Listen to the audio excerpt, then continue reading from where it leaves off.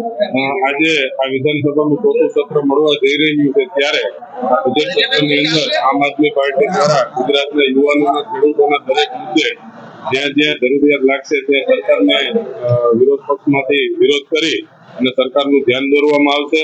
ગત બજેટમાં પણ જે નાણાં વપરાયા વગર કર્મચારીઓની સંખ્યા ખૂબ ઓછી હોવાના કારણે જે નાણાં બળ વપરાયેલા પડ્યા છે એ મુદ્દે પણ આ બજેટ સત્રમાં સરકારનું ધ્યાન દોરવામાં આવશે.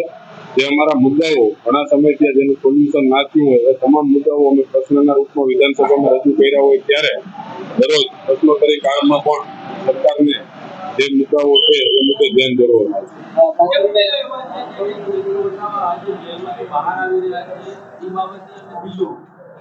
તમારા ધારાસભ્યો શું કહી રહ્યા છે? આજે અધ્યક્ષ દ્વારા ધારાસભ્યો અંગે માહિતી આપવામાં આવશે ત્યારે આ બાબતે તમારી રજૂઆત છે? અમારા ધારાસભ્ય રાજીનામું દઈ દીધું છે એટલે એ બાબતે વધુ ચર્ચા કરવી યોગ્ય નથી, પણ ચૈતરભાઈ વસાવા આજે છૂટી રહ્યા છે અને આવતીકાલથી કદાચ સત્રમાં હાજરી આપશે.